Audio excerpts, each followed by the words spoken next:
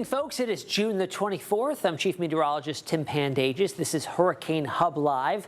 Let's get to it. The Atlantic Basin this evening still remaining all quiet. All good news in the Atlantic Basin. However, in the Eastern Pacific, things are starting to return to some higher activity level after a pretty active start to the season out there with 3 named storms already in the bucket there. We've got 2 areas of interest in the East Pac and a brand new investigative area. We're going to go into what that exactly means out in the Eastern Pacific and which one is more likely to develop here over the next 7 days or so. Atlantic tropical activity, usually in June, we start to see things just remain quiet, really. In July, a little more activity and, of course, really ramping up. August, September being the climatological peak around September the 10th, and then slowly, gradually getting less active as we move through October and everything wraps up. Well, the season comes to an end November the 30th. All right, we've so far used Arthur. We had a tropical storm last week. It was around for 12 hours. Peaked with 45-mile-per-hour winds and then made landfall and moved inland near Louisiana. Dropped a whole lot of rain there. There are a lot of big impacts from rainfall from that system, but it's long gone. Out in the basin now, in terms of sea surface temperature anomalies, what we're seeing above normal, anything in red, orange is going to be temperatures of the sea surface that are above normal for this time of the year. Main development region is a little bit above normal, but the subtropics are really cooking here. We've got well above normal temperatures there, and in the far North Atlantic, below normal anomalies here, and even near the Cabo Verde Islands, seeing a little bit of some cooler ocean sea surface temperatures there. Out in the Eastern Pacific, we've got a very obvious El Nino shaping up here. Equatorial waters off the Pacific coast of South America. And even in the subtropics here, we've got plenty of warm water. That's why the Eastern Pacific will likely have a above normal season when all is said and done. What are the actual sea surface temperatures, though? We told you they're above normal, but what's the actual readings on them? In the Gulf here, we've got numbers that are well warm enough to support tropical activity. What's the magic number for tropical development to initiate? Well, 80-degree water temperatures is there when you can start tropical activity. Ideal number, though, around 82 degrees. Have that throughout the entirety of the Gulf. And look at it as you get closer to Cuba and the coastal waters there near the Cayman Islands, well into the mid to even upper 80s there. 86 is the number near Grand Cayman there. Down towards Jamaica, south of Jamaica, we're at 84 degrees and just widespread warmth. And look at the southern portion there near Panama, 87-degree water temperature. How about the Southwest Atlantic? This is also a hot spot this time of the year for tropical activity. You can really see the Gulf Stream highlighted there, transporting the warm waters from the Bahamas and off the east coast of Florida north and off the southeast U.S. coastline. 82-degree water temperature extending off the coast of North Carolina. So even these waters right now are supportive of some tropical activity. But notice it does get warmer as you get closer to the coastline. Farther out in the open Atlantic, much too cool. Still seeing numbers in the mid to upper 70s. That's why even though the water temperatures in most of the Atlantic could be cooler and not ideal for tropical development, if anything tries to get going and it gets closer to water, you have all of this warm pool of water here to support development as it's closing in on land. So that's something to watch carefully here as we go through the season.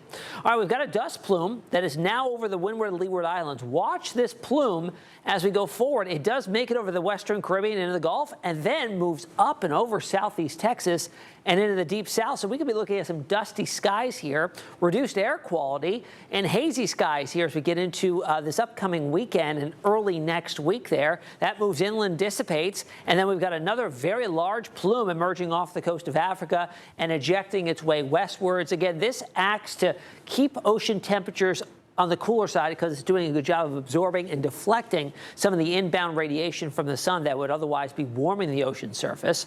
As we get deeper into the season, we start to see these plumes eject farther to the north off the coast of Africa, and that begins to open up the main development region for activity to develop.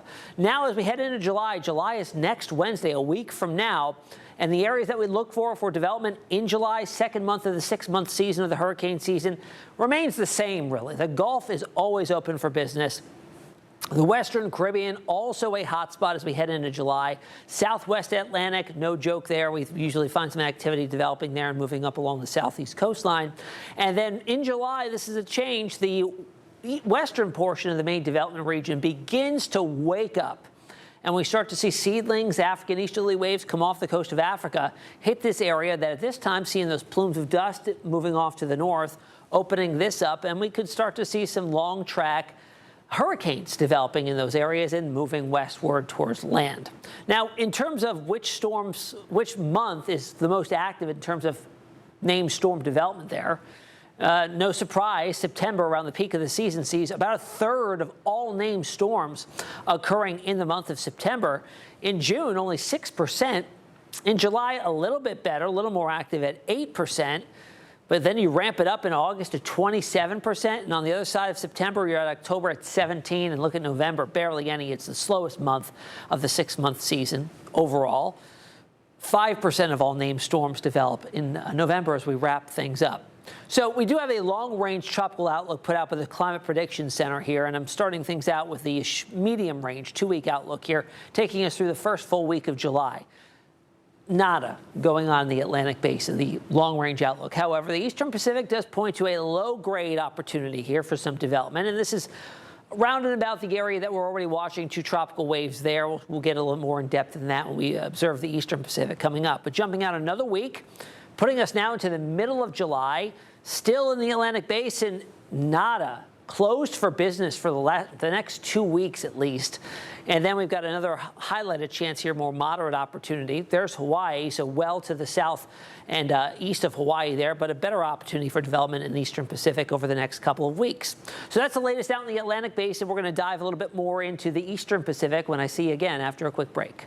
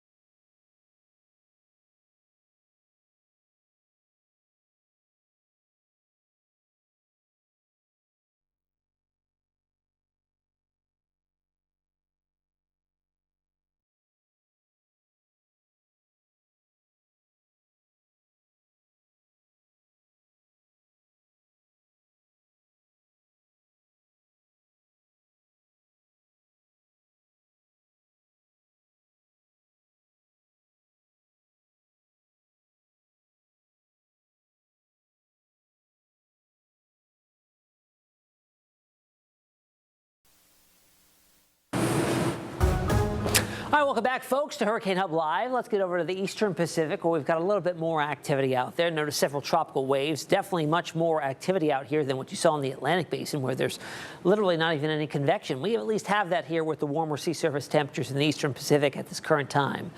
2 separate tropical waves. Yesterday when we visited this, we had both moderate chances of developing, both sitting at 50%. Now the one to the north has seen a big downgrade, 20% chance of that developing now. However, the one on the southern portion of this cluster of thunderstorm activity has now been upgraded to a high chance of developing over the next 7 days, now sitting at 70% development odds. Again, not near any land. Here's Hawaii all the way out here, well to the west. And I looked at the long-range models. Even if any of these do develop, none of them look to come anywhere close to Hawaii. But that area that's now at 70% odds, that has been given the name Invest 94E. So we're at 94. Remember, it cycles from 90 to 99. So we've already had a 90, 91, 92, and 93 invests. in the Eastern Pacific. Now, INVEST stands for Investigative Area, tropical wave that we're monitoring, so it's just a tag for archiving opportunities. And then the E here is just a basin indicator. So when we're talking about the Atlantic, that's going to be an L. And now that it's an E, that means that it's out in the Eastern Pacific Basin. So we've now got INVEST 94E. Now, the next name on the list in the East Pac is Douglas. We already went through three: Amanda, Boris, Christina. All three maxed out at moderate grade tropical storms. We had Amanda out there that made landfall in Mexico, Boris as well, and Christina. Actually, Amanda, I don't believe, did make landfall. Boris and Christina did. And Christina, the remnants, very loose remnants of Christina, went on to become, at least partially, what was Arthur in the Atlantic Basin, as it was in the far western portion of the Gulf and then moved northward. So that was what was left of Christina. So up next would be Douglas, Alida, Fausto, or Genevieve. Now, the scorecard so far in the Atlantic Basin is just at 1. Arthur, so no changes there. And then the East Pac, we could move that up to 4 if we do get that INVEST 94E to increase and become Douglas, pushing us up to 4 there. So that's the latest out in the Eastern Pacific. Again, not a whole lot of changes there. We'll monitor INVEST 94E for development over the next 7 days, but I'll see you again after a quick break.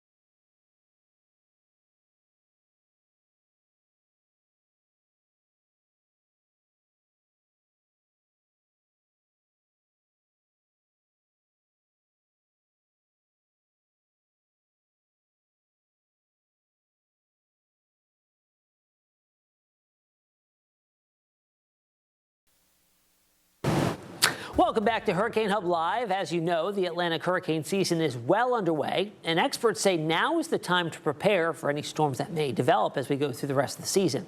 13 News Now producer Nia Campbell spoke with Generac Executive Vice President of Home Power Generation, Kyle Robbie, about what you should do now to be ready for any potential power outages. Even though forecasters are predicting a slightly below average hurricane season, why is it important for Virginians not to let their guard down? Yeah, even though there's a forecast that comes in that is lighter than what would be anticipated or lighter than the previous year, honestly, it only takes one storm, one time, one outage to actually have an impact. So you've got to be ready, regardless of how many are forecasted to hit, regardless of how many are forecasted to miss. It only takes once to have an impact. Okay. And Governor Abigail Spanberger recently encouraged residents across Virginia to prepare for hurricanes. What are some of the biggest misconceptions people have about hurricane risk, especially those who live inland? Yeah, the big risk or the big misconception is that you just don't take it seriously. Like, many people don't believe that, hey, I might have to leave my home, or I need a plan. I have to be able to leave my home. It sounds easy, right, to just pick up and go. But when the weather's bearing down and there's problems with roads and your phones are going out, internet's going out, it can be harder than what's anticipated. So what was once just, hey, hop in the car and I leave, The biggest thing is to have a plan and be ready to go just in case it happens. Right. And one of the most common impacts of hurricanes and severe storms is the loss of power. How long should families be prepared to be without electricity when a storm happens? Yeah, we've seen a lot of different things over the years. We've seen as long as 5 or 6 days. Certainly, we've seen people being restored within hours. You can't really tell, based on where you live or size of storm, as to what's actually going to happen to you or to your home. We always recommend that you plan for at least several days.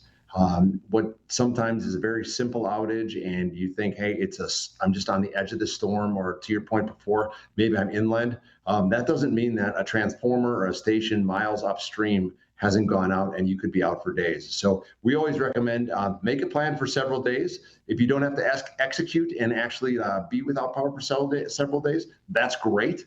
But don't go in without a plan for that period of time.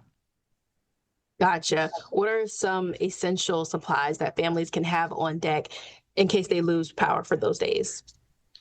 Yeah, we always say, and you can certainly use our hurricane guide, or there are many other hurricane guides out there. But when we think of essential supplies, you're immediately thinking of food and water.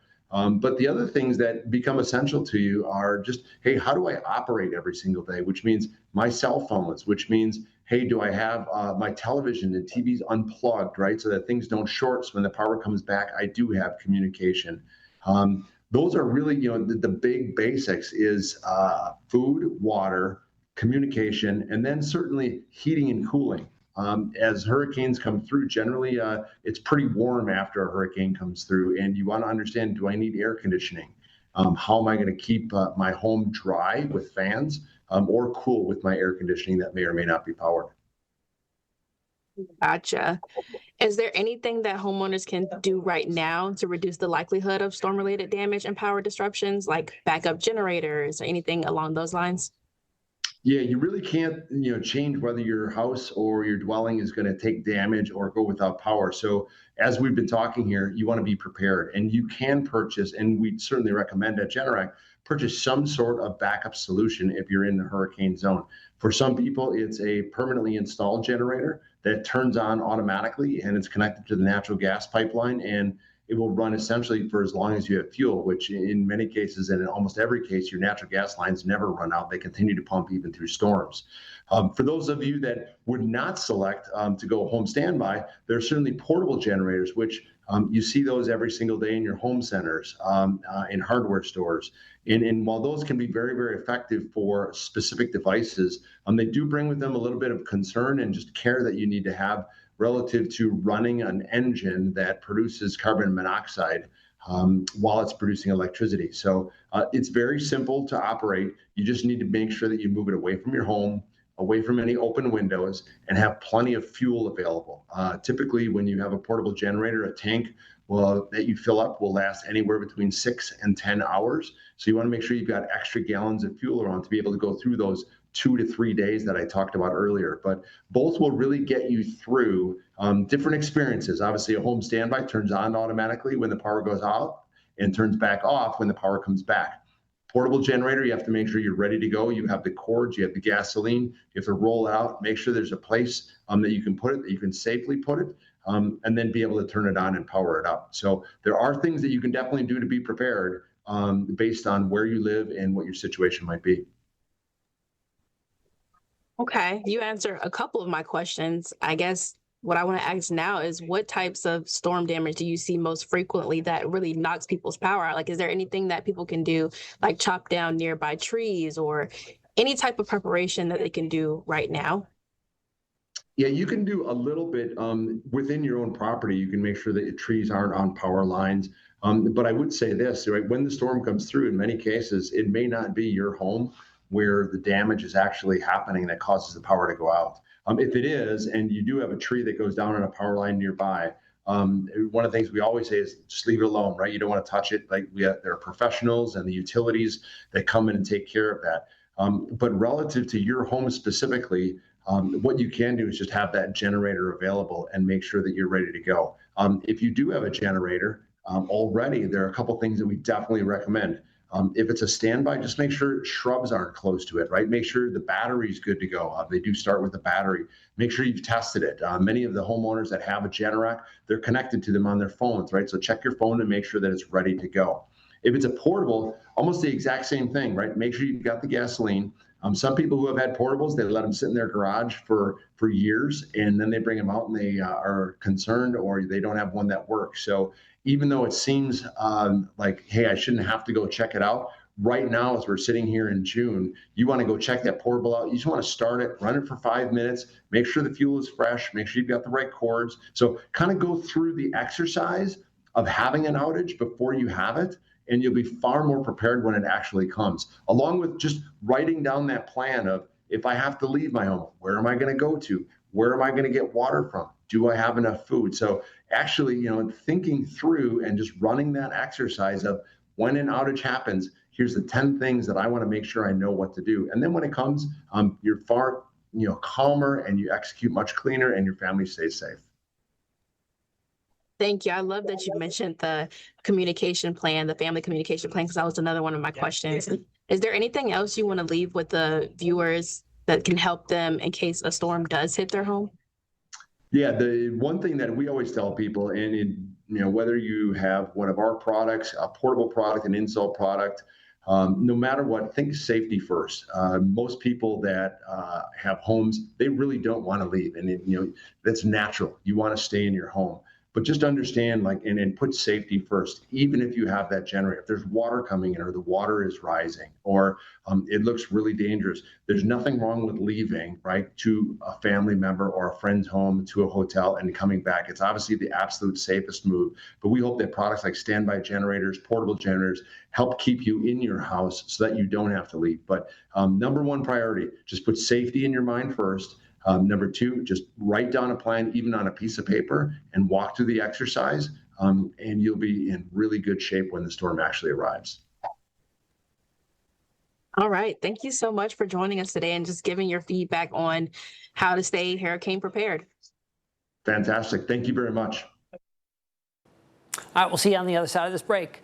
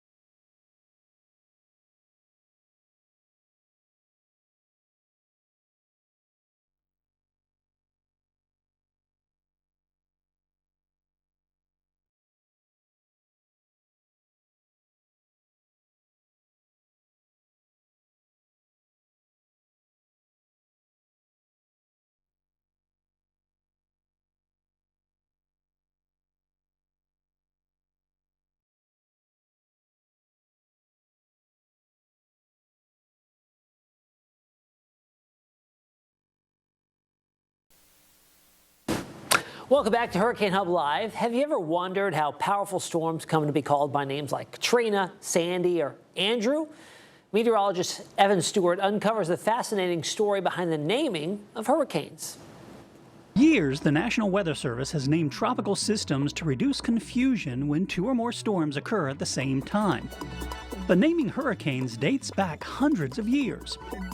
In the West Indies, storms were named after the saint's day on which they occurred. Other storms were named for the areas they hit. Of course, the names were given after the fact. The United States Weather Bureau started naming hurricanes in 1950 using the phonetic alphabet: Abel, Baker, Charlie, and so forth. In 1953, the practice of using women's names began, starting with Tropical Storm Alice. In the 1970s, after years of pressure, the National Weather Service stopped using only female names. In 1979, both male and female names were included in the list. Today, the World Meteorological Organization maintains a rotating set of 6 lists using English, Spanish, and French names, since those are languages spoken in the Atlantic Hurricane Basin. All right, during hurricane season in the Atlantic, you'll hear us say different terms and phrases. Meteorologist Taylor Stephenson took some time to break down the difference between a tropical storm watch and a hurricane warning. When preparing for tropical weather, it's always best to know your weather terminology. We know you've heard of a tropical storm watch or a hurricane warning, but do you know the difference between a watch and a warning? Let's break it down. A watch means that impactful weather is possible, but the threat is not imminent. According to the National Weather Service, a watch is issued to provide enough lead time to organize your safety plans. A warning means that the weather threat is occurring or is imminent in your area. So when a warning is issued, you need to put those safety plans into action. Specifically for hurricane season, a hurricane watch is issued when hurricane conditions are possible. This is triggered 48 hours ahead of tropical storm force winds in the area. A hurricane warning means that hurricane force winds are expected and the alert is triggered 36 hours before the arrival of tropical storm force winds. For 13 News Now, I'm meteorologist Taylor Stephenson. All right, it's time for HHL Trivia. Yesterday's question: in what year was the first Hurricane Hunter mission flown? And that was in 1943. Boy, have they come a long way since. Based in Biloxi, Mississippi, Keesler Air Force Base now is where they fly their missions from. Today's question: where is the National Hurricane Center's headquarters? Is it in Houston, Texas, New Orleans, Louisiana, Miami, Florida, or in Pensacola, Florida? I'll have the answer for you tomorrow night on Hurricane Hub Live. Scan the QR code to download the 13 News Now Hurricane Guide. It is information on supplies you should have on hand, emergency numbers you might need, and a lot more.